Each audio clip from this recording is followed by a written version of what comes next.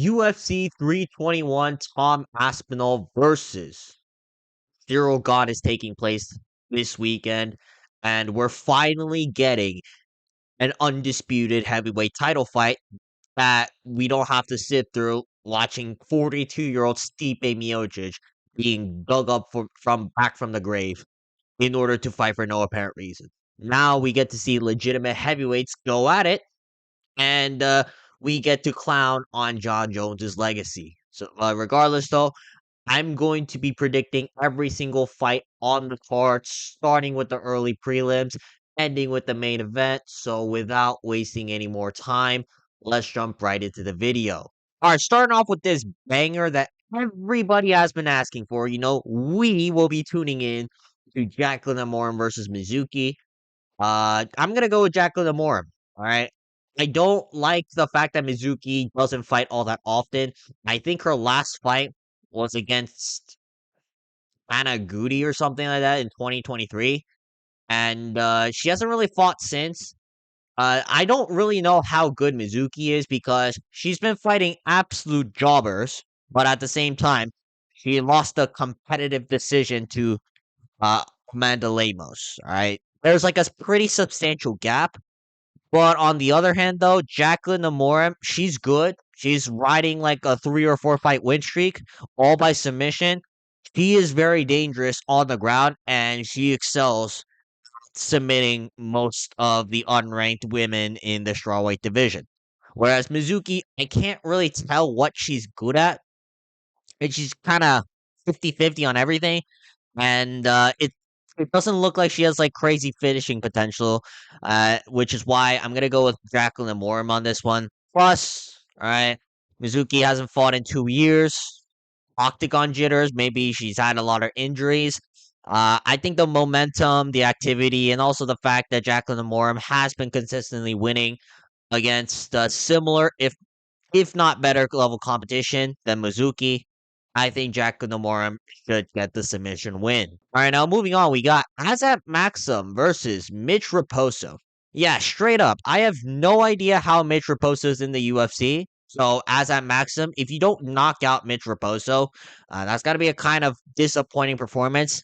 Like Mitch Raposo, I don't know what he excels at. Like he doesn't throw that many strikes in his fights.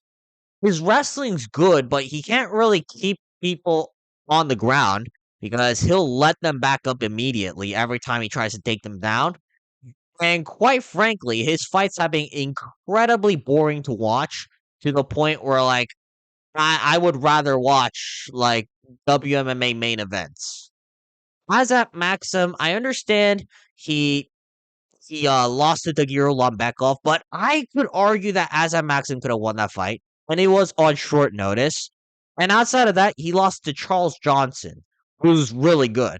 So I think Azat Maxim, this is an easy tune-up fight for him. Like again, if he doesn't get the finish, then I think that's kind of a fraud check. So I'm gonna pick Azat Maxim to knock out Mitch Raposo within the first 2 rounds.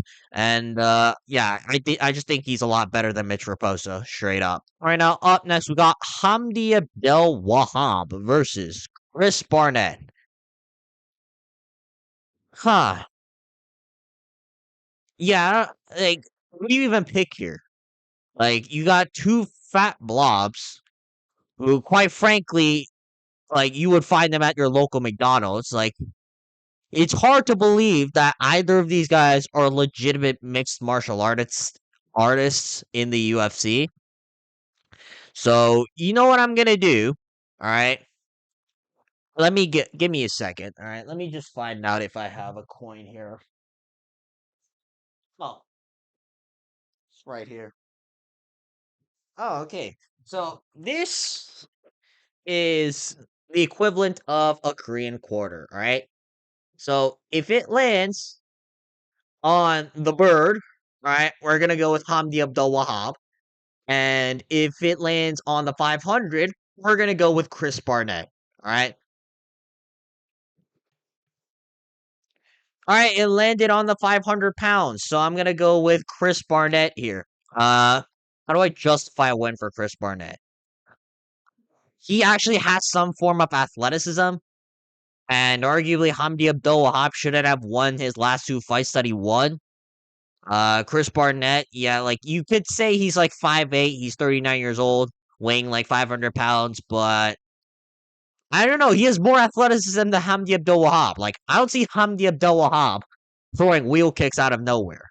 So that's the thing, though. Chris Barnett's terrible outside of the wheel kick, though. All right, I'm still gonna go with Chris Barnett. Do I really care how this fight ends? No, not really. But like, I can't pick Hamdy AbdelWahab. All right, Hamdy AbdelWahab was getting tuned up by Muhammad Usman. I think that's enough explanation as to why I'm going with Chris Barnett. So I'm gonna pick Chris Barnett to win this fight 29-28, 30-27. Hopefully we get a wheel kick KO. I doubt it, but it could happen. So let's pray on that happening for Chris Barnett. All right, now up next we got Nathaniel Wood versus Jose Miguel Delgado. Hear me out on this one. I'm gonna go with Nathaniel Wood. All right, I've been very high on Jose Miguel Delgado. I picked him to start Shah Hyder Emil, and he got a nasty knockout before that against Connor Matheus. But the thing is, all right, Nathaniel Wood isn't Hyder Emil. He's not, Connor Matheus. Nathaniel Wood is a very technical and capable striker. And although Nathaniel Wood doesn't have the finishing potential on his side, there's a big question to ask regarding Jose Miguel Delgado. How will he look past the first round? Right? Because so far all of his fights been ending in the first round, which fair enough, like that just shows how dangerous he is. But Nathaniel Wood is a lot more technical and cleaner than all of the guys that Jose Miguel Delgado has fought. And I don't really remember a time Nathaniel Wood's been knocked out. I know he did a couple of years ago, but it's been quite some time. And he's been in the featherweight division for a while against like a lot of power punchers he's gone up against over the years. So I'm gonna go with Nathaniel Wood to get a crafty vet performance over Jose Miguel Delgado. All right, maybe the first round Jose Miguel Delgado is just like tuning up Nathaniel Wood, but by rounds 2 and 3, which I see Nathaniel Wood being able to survive the first round onslaught, I think Nathaniel Wood has the experience to drag Jose Miguel Delgado into the deep waters. If Jose Miguel Delgado just tunes up Nathaniel Wood for 3 rounds instead of knocking him out in the first round, I'd honestly be more impressed with the 3-round decision because Nathaniel Wood's a very tricky customer. All right, he's very elusive on the feet. You need to have like a wrestling threat in order to like make Nathaniel Wood hesitate. And Jose Miguel Delgado, like I know he's very powerful on the feet, but it's not like he has this crazy wrestling threat that Nathaniel Wood has to worry about. So I'm gonna go with Nathaniel Wood to get the cleaner shots. I could be wrong about this because again, Jose Miguel Delgado is good, but I just think Nathaniel Wood's a lot better than the guys that Jose Miguel Delgado has been dusting up. All right, now moving on, we got Valter Walker versus Louie Southerland. Yeah, I think this is a very straightforward fight. Valter Walker should win, and I just see something special. Right, the plot armor with Valter Walker over here. Louie Southerland, I know he got that KO over this random bum on the Perth card, but eh, like that don't really tell me anything. Like you knocked out a fat blob. Uh, it was quite frankly like too short for heavyweight. I guess congrats. Walter Walker, on the other hand, he's a legitimate sized heavyweight. He's pretty athletic. He's very aggressive. I don't think heavyweights are really used to someone who like charges in that aggressively for takedowns and then try to go for like a heel hook submission. Like you need to be somewhat athletic in order to deal with Walter Walker, and I don't see that level of athleticism out of Louie Southerland so far. So I'm gonna go with Walter Walker, in typical Walter Walker fashion, getting the heel hook submission within the first 2 rounds.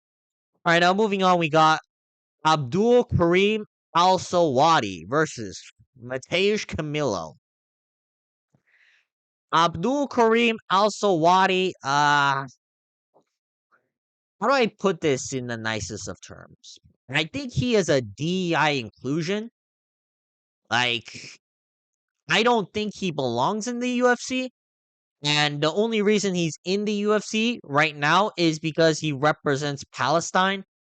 Uh, Again, like I think he's had one fight over the last 2 years. You got to keep that in mind.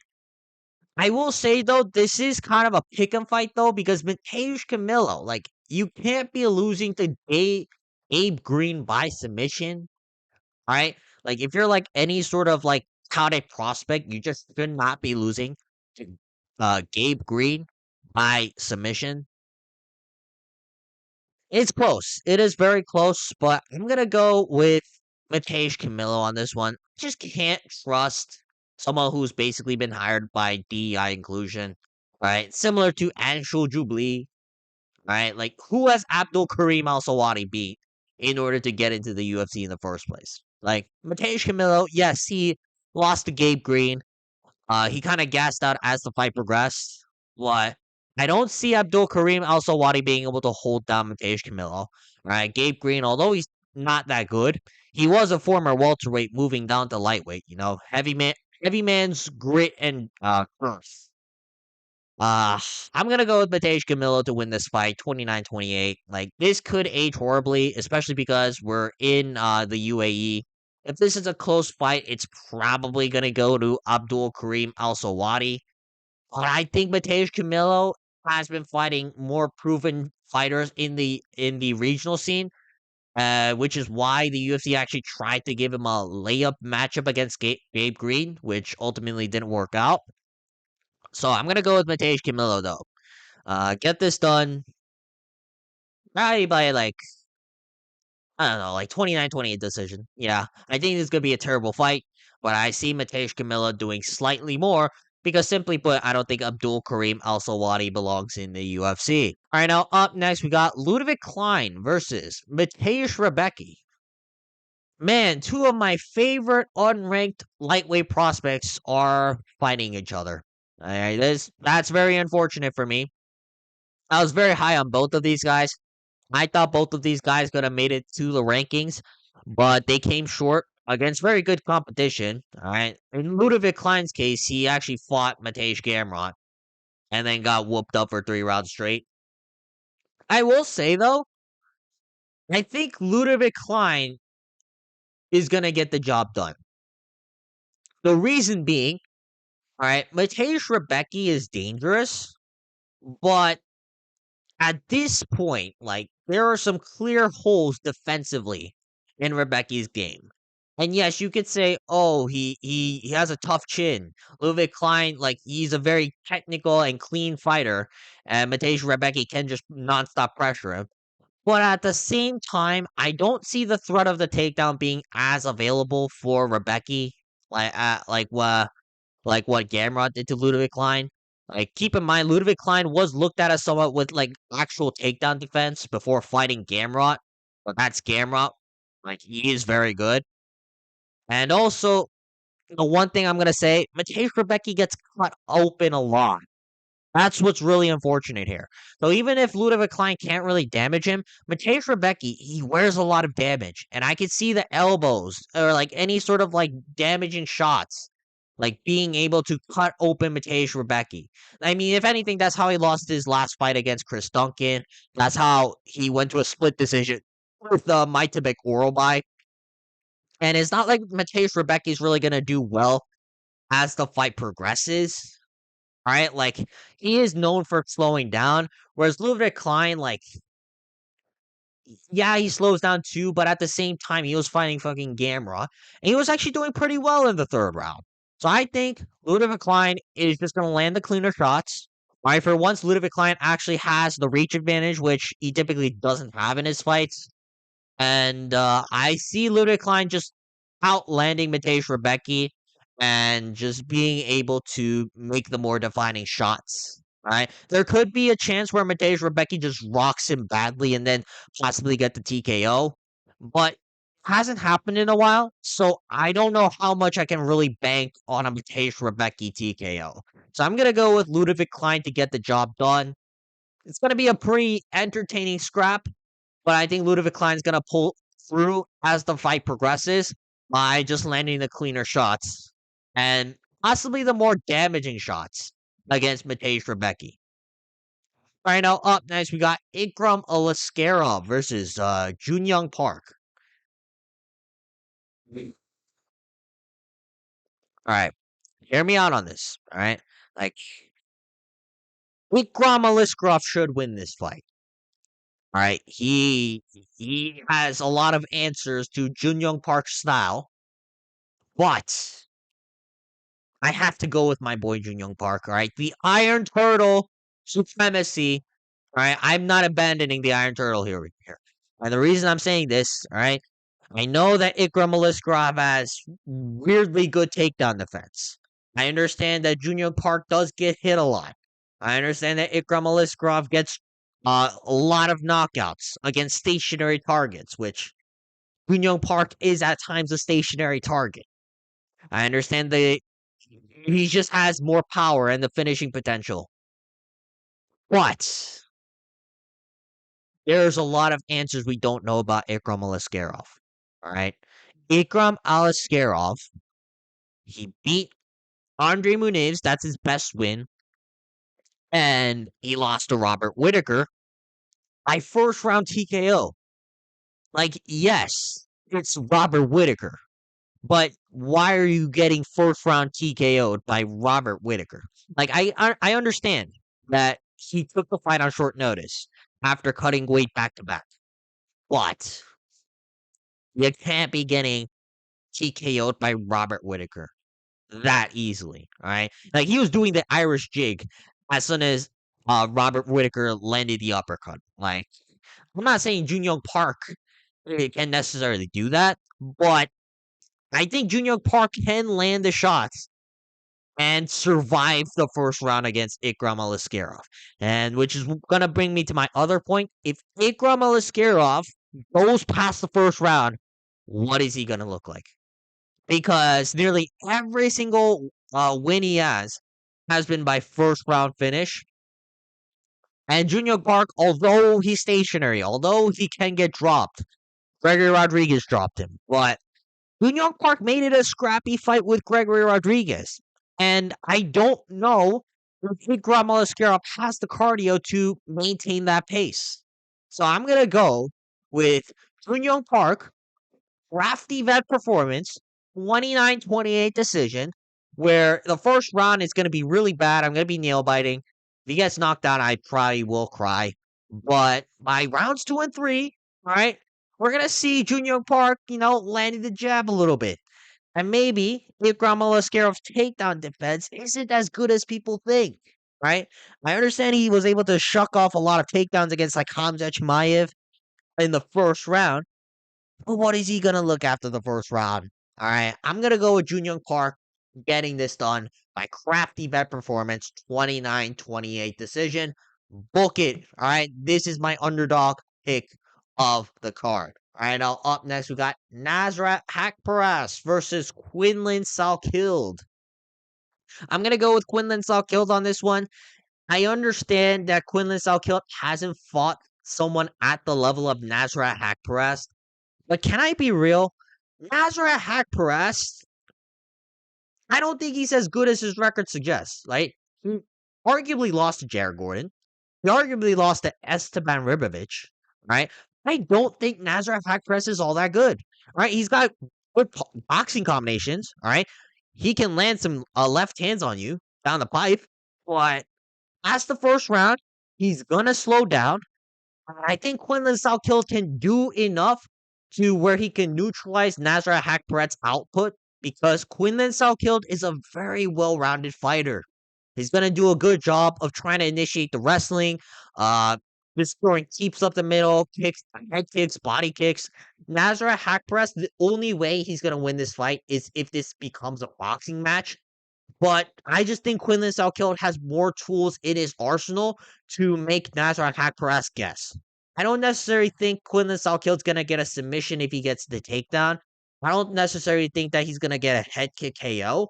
But the only way Nasrat Haqparast is going to win this fight is if he draws this out into a boxing match. And I don't think Quinlan Salkilda is going to draw this out to a boxing match because he can dictate where the fight goes, whereas Nasrat Haqparast ain't doing that at all. So I'm going to go with Quinlan Salkilda making this an MMA fight.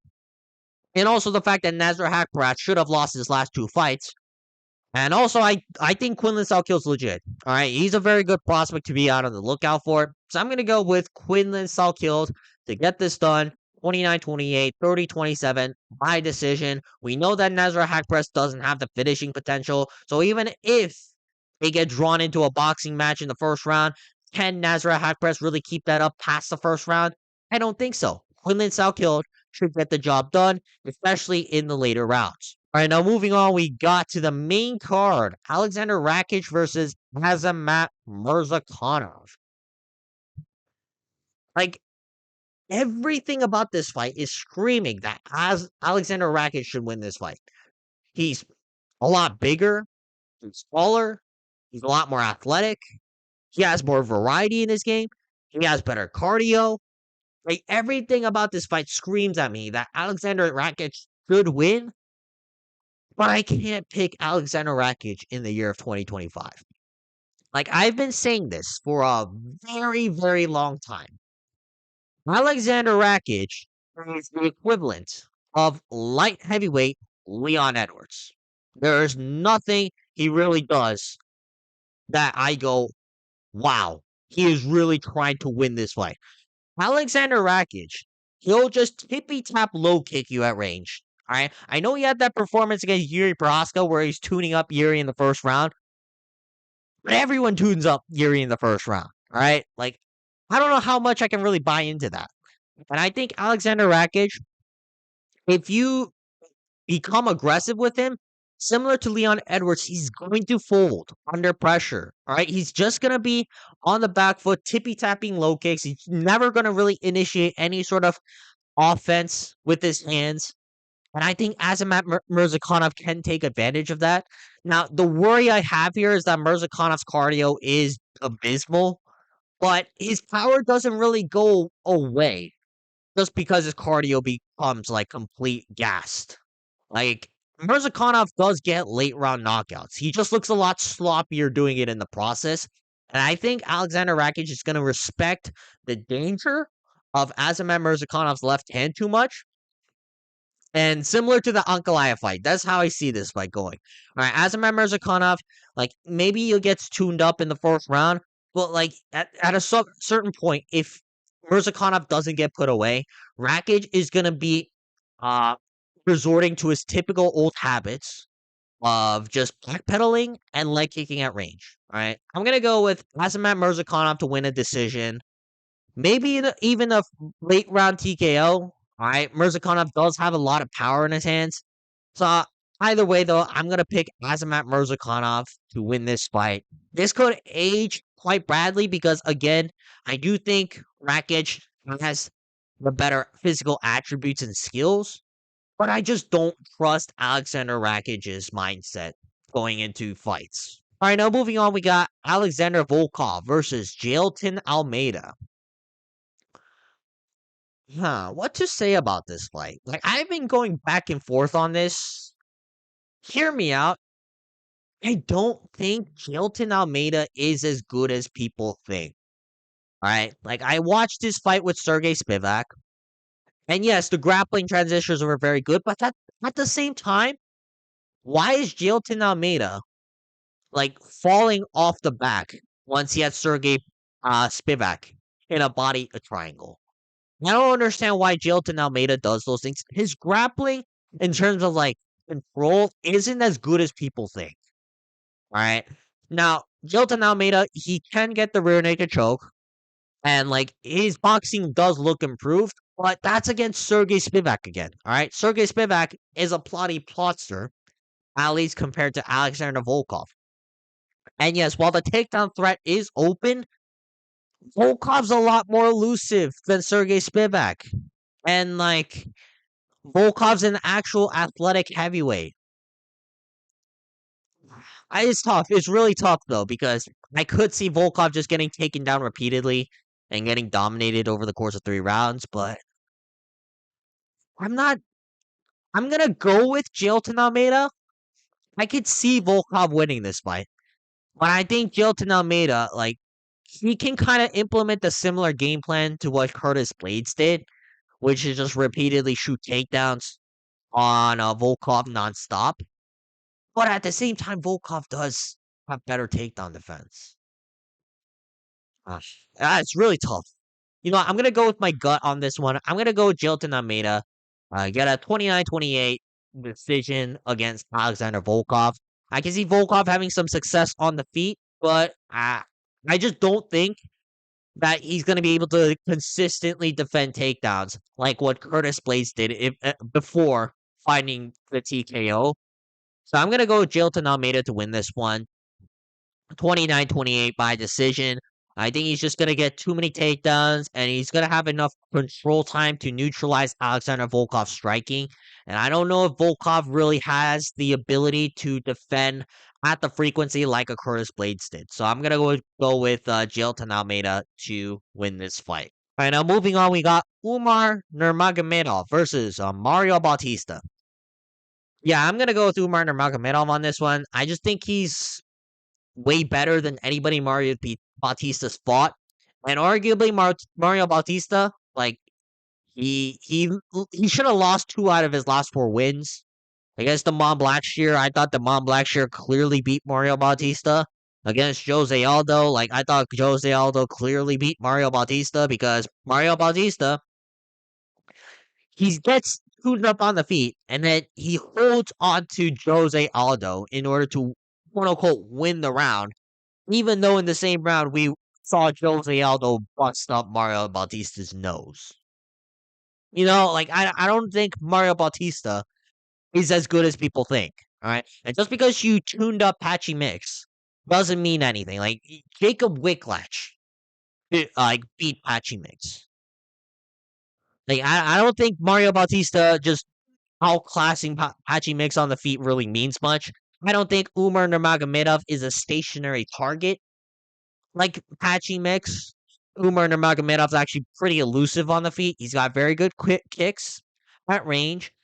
He's very fast, so I don't rate anything he does particularly exceptional when it comes to boxing, but he has a very good 1-2 down the pipe. I can see Mario Bautista being caught off guard by that. And in the grappling as well, right? Mario Bautista, he's not Marab. He's not going to be able to shoot like 20, 30 takedowns, all right? Like Mario Bautista does have a similar style, but it's at a much lower output. Mario Bautista actually loves to kind of mix it up on the feet a little bit more. And I just think Umar Nurmagomedov's a lot more slick than anybody Mario Bautista's fought so far.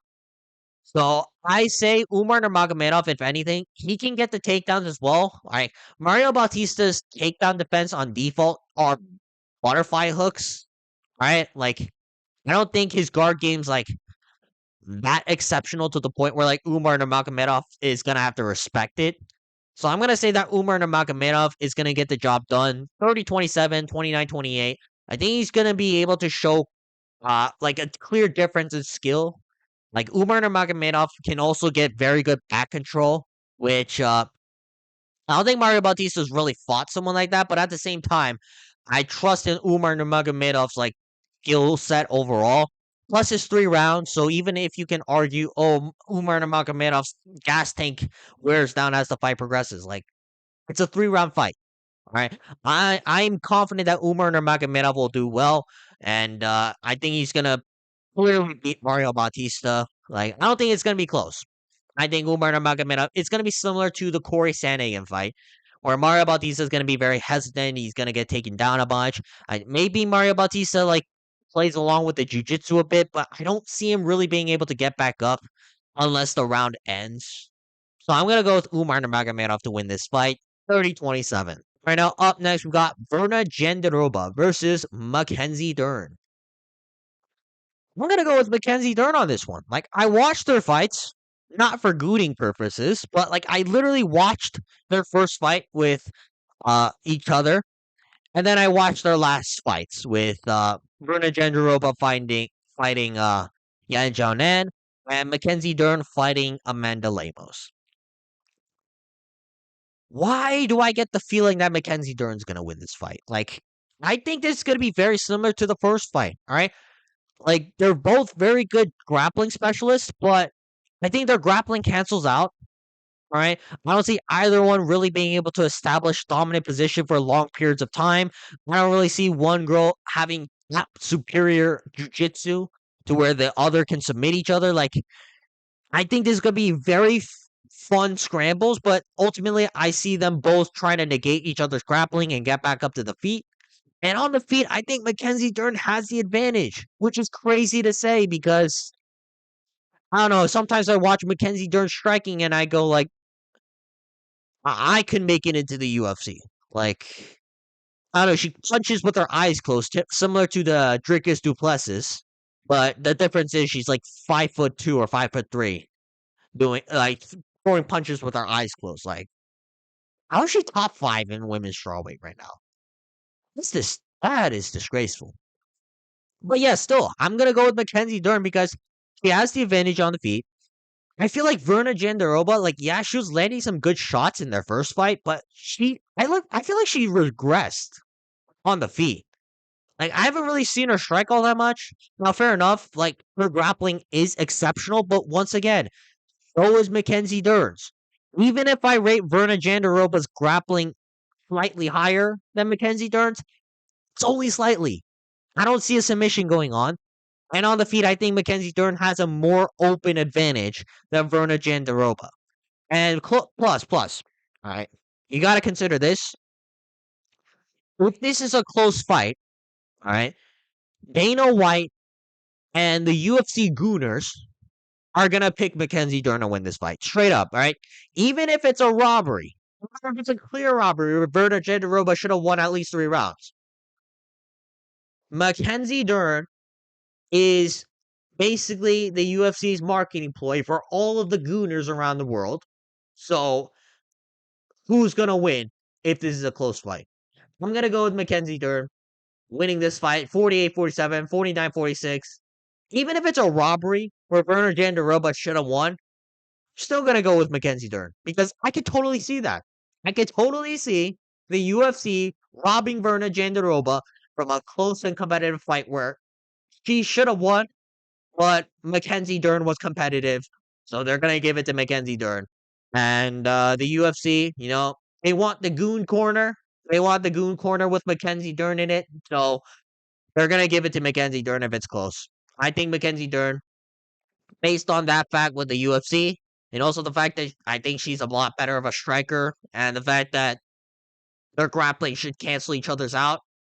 I think this is going to be very similar to their first fight, where Mackenzie Dern was able to edge it out by landing the more significant shots. All right, now moving on to the main event, we got Tom Aspinall versus Ciryl Gane.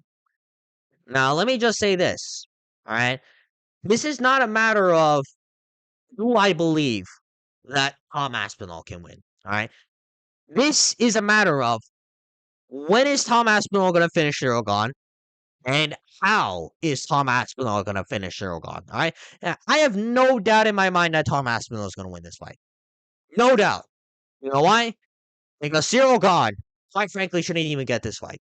Ciryl Gane clearly lost his fight to Alexander Volkov, yet for some reason, the UFC gave this fight to Tom Aspinall.